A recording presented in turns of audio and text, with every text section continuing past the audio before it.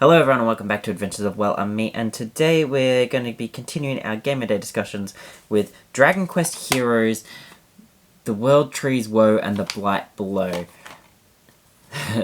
Big title for a game there. If it wants to focus, that would be nice. So, just with this game, it is the Warriors style game that we've talked about recently. Dynasty Warriors gameplay. I did a quick discussion on Fire Emblem Warriors on the Switch. So it's very similar to that. It's a Koei Tecmo game, but they've called it Heroes. I'm not sure why they've called it Dragon Quest Heroes instead of Warriors. Maybe it's just something to do with licensing or something or other along the way.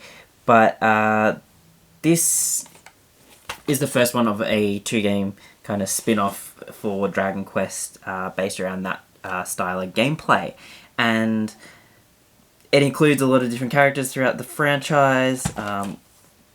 Unfortunately, I don't know a lot of the different characters from Dragon Quest. It's actually something I have never played. I own Dragon Quest, is it 11 on the PlayStation 4? Haven't played it. I've got it sitting there ready to play. And I played some spin-offs on the Nintendo DS that I picked up on clearance one day. But I've never really gotten into playing the main franchise, even though it's a Square Enix game. I said before that I absolutely love Square Enix and tend to collect a lot of their games.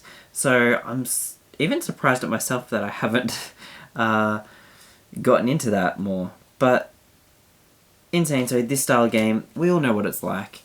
You have you against a massive army, and you try and take out as many peoples as you can possibly do.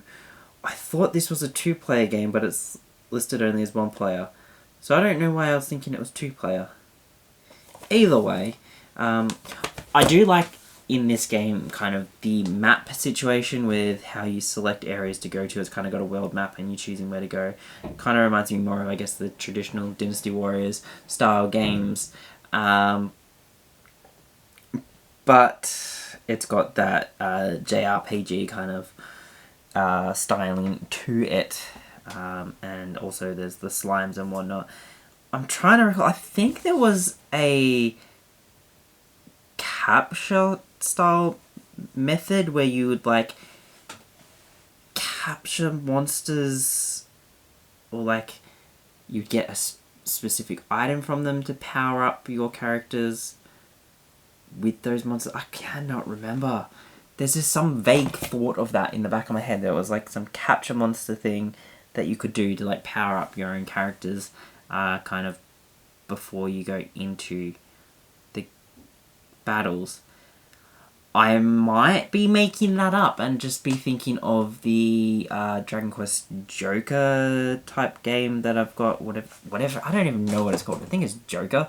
The one that I've got on the DS, which has you playing, it's essentially like a Dragon Quest Pokemon game. I think that would be the best way to describe it.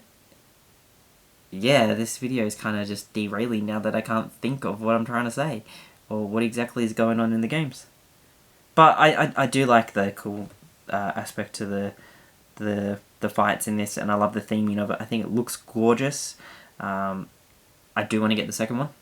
I haven't finished this one, so I should finish this first before I get the second one, but I do want to get the second one in time.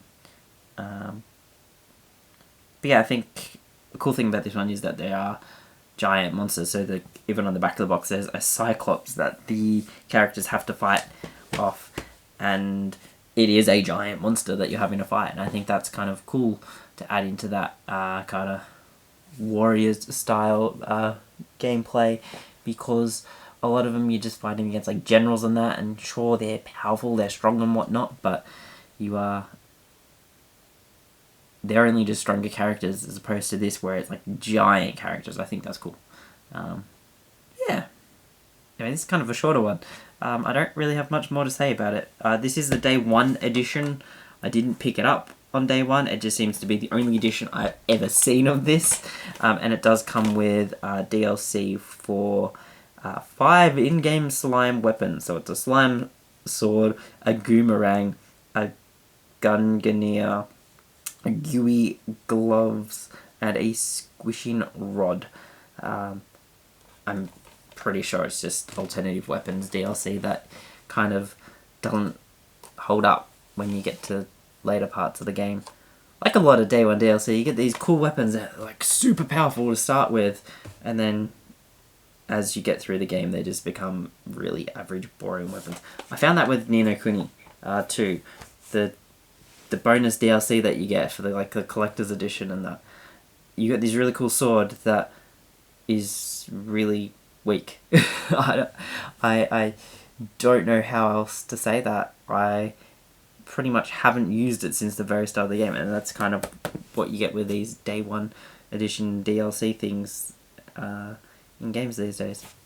Anyway, that's it for today's episode, guys. I hope you enjoyed it. If you did, please hit that like button and consider subscribing. Until next time, have a great day. See you then.